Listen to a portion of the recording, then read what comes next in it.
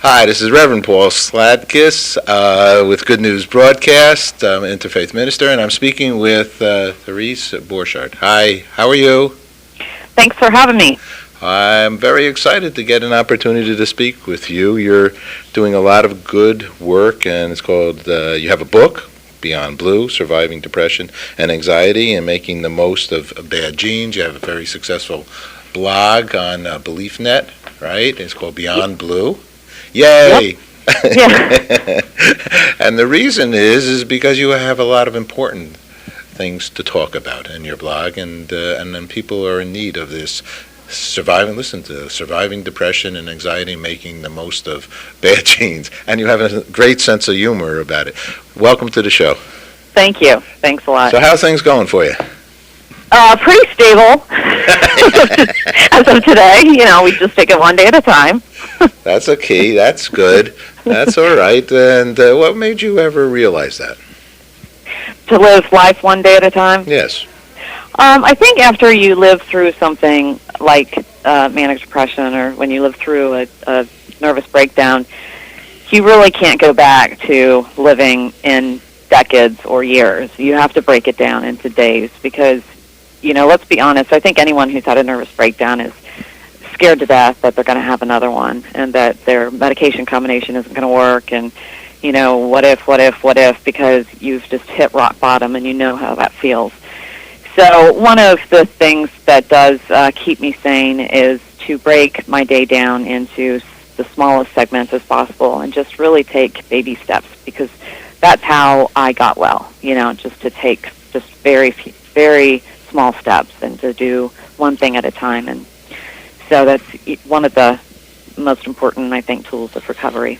What do you think? I mean, you don't have to name names, but how do you think you got into that state initially to be able to then, you know, have the joy of a breakdown? The Joy of a Breakdown. That's a good book, The Joy of a Breakdown. What brought you to the joy? Well, I think when I emerged from my mom's uterus, I was probably, you know, had bad chemistry. I mean, I remember feeling, never feeling quite right, you know, and my aunt was a manic depressive schizophrenic, and I always remember being so scared that I was like her, and she eventually took her life when I was 16. Boy.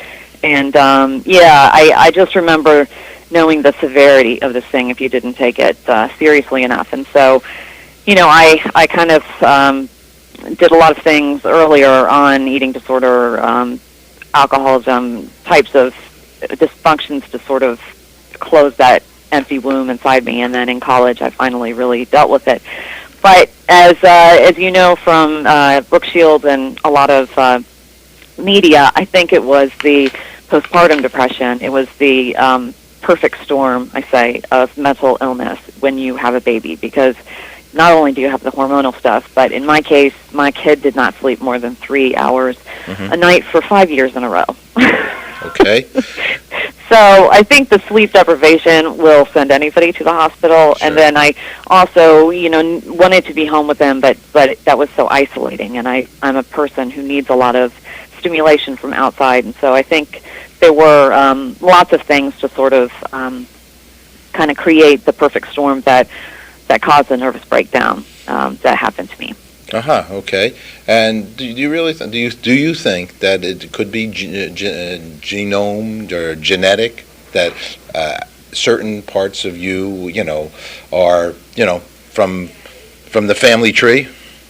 Yes, I do. I do, and they, you know, more and more research is going into genes that have susceptibilities, that genes that actually are markers for these mental disorders that have the susceptibility genes, you know, that you know you're susceptible.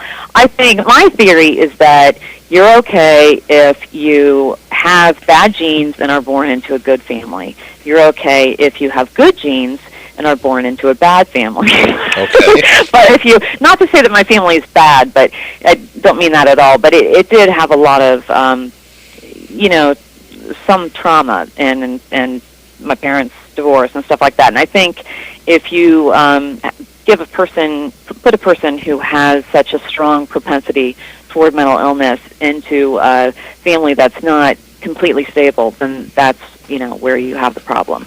Well, how does somebody recognize that they're depressed, would you say? I would say functioning. Are you able to sleep, eat, work? A lot of people go through situational depression, and I think if they correct their eating and pay more attention to that, if they pay attention to their sleeping, and if they exercise, I think those three can reverse a lot of depression today, because we really don't eat well as a country. And the exercise, I'm not going to be like Tom Cruise and say that can cure all depression, because I was running six miles a day when I was suicidal. But I think that that's where you start. If you can't work, if your concentration, if you have any thoughts of death at all, I would consult a physician. That's where I think it gets dangerous, is the I want to die thoughts. I want to die. And having those for chronic periods of time, for a year, a 2 year, as the doctor explains to me, your willpower wilts, and if you have these suicidal ideations for so long that your willpower can't contain them anymore, and that's when you become a real danger to yourself. When do you feel, in that you're out there with your message, okay? You're out there publicly, you're out there in the world of media, and you're even open for people to share their comments on your comments. And, that's very brave, very humble, and very wonderful. I applaud you for that. What brought you to that degree? I mean, one is writing, right? You write a book, and the sort of, people don't kind of respond. Well, they might send you letters and things, I don't know. But, and now the world has changed a lot, and you are on the blogging world, right? What gave you that humbleness to go out and to share your story? When you want to be dead for almost 2 years, I made an ultimatum with God. I said, I didn't think that there would ever be a morning that I'd wake up and want to be alive. And I said, if I ever wake up one morning and I want to be alive, I will dedicate the rest of my life to helping people who feel this way. Okay. And that morning did come, and so I was true to my word. And also with my aunt, I just I don't want to quit until I know that had she been alive today, that she would have been diagnosed and treated and given the proper support. I just know too many people who have died because of suicide, and now that I've done all my research for the book, I know 1 million people die, more than AIDS, traffic accidents. It's the second leading cause of women 15 to 40. It's a tremendous amount of people that die that don't need to. Let me ask you this, and I mean it in a very sensitive way. By looking at your picture, unless you've put in a different picture of a person on your book, you're a very attractive woman, in my opinion. Okay, did your appearance? I mean, attractive people might feel, shy. I don't know. In today's glamour, you could be on the cover of Vogue. Okay, in my mind, I'm asking you because I wonder about that, right? Because sometimes attractive people are very shy, and they and maybe a lot has been made. Oh, you're so pretty, you're so pretty. I don't know. Am I way off here on anything? Well, I think people who, I think that's part of the mission, because I don't look like I'm depressed. I mean, I think that a lot of people say a woman who lives in a 2-story home and can go to Starbucks 3 times a week, how the hell does she know what depression feels like, or can gauge pain in any way? I mean, you've had a silver spoon fed to you. And so I think that's part of my mission, is that I look normal and that I behave normally most of the time. Don't overdo it. You only have to interview friends and family to find out that there's many exceptions to that. But I mean, I want people to know that, look, it's not like the person who gets off the public bus with drool coming down her chin. That there's other faces of depression, and to maybe extend some compassion to to people that you wouldn't necessarily think that are depressed. I mean, I look at the difference between when I had my nervous breakdown and when I was on bed rest for my daughter.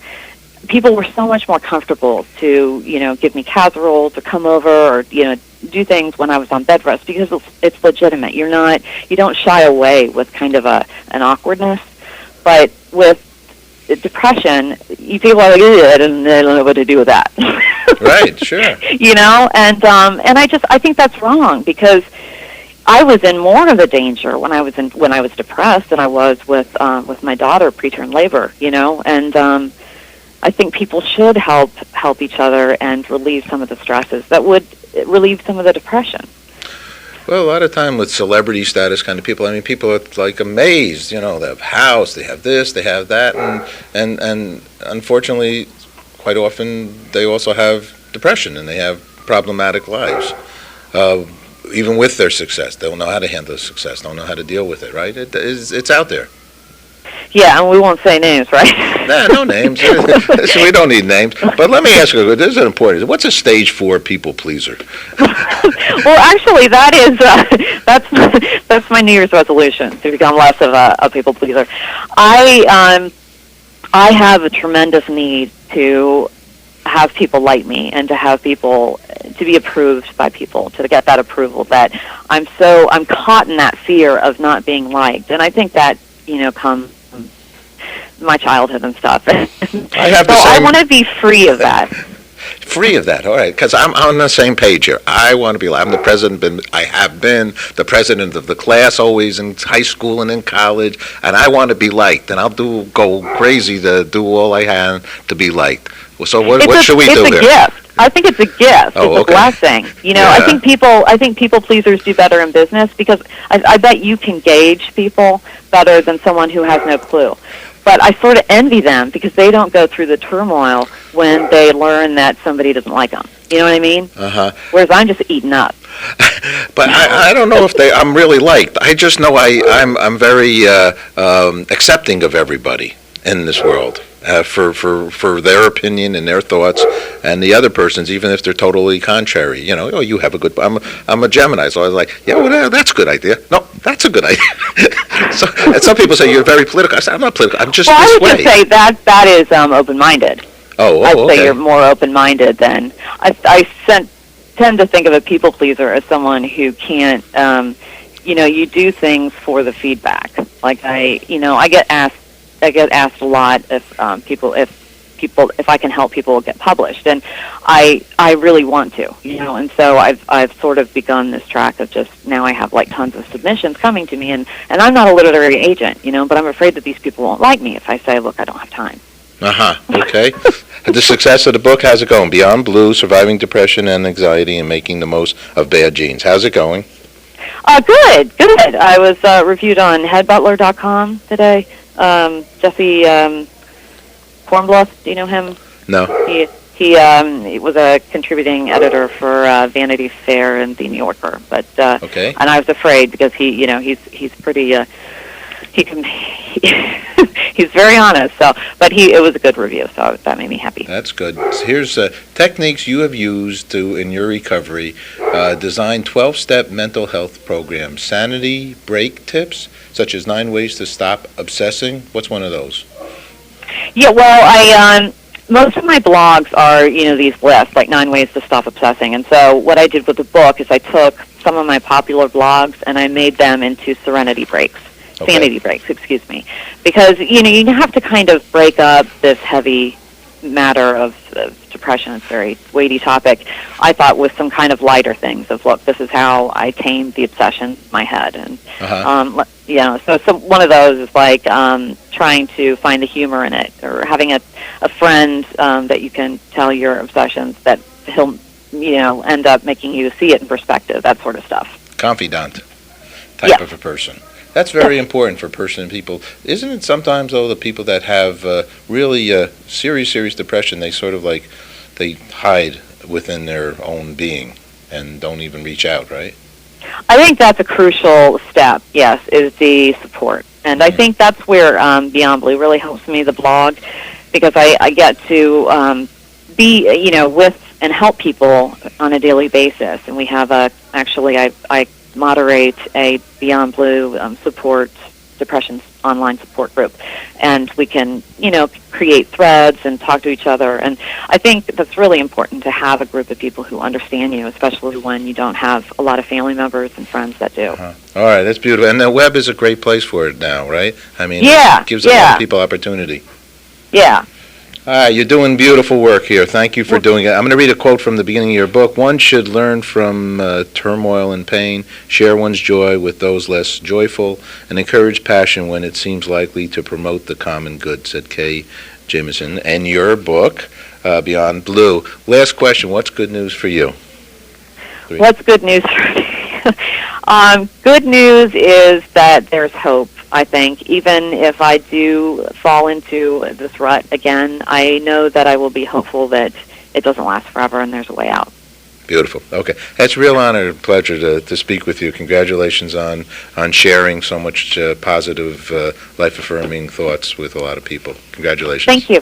Thanks so much. Take care. Bye-bye. Bye.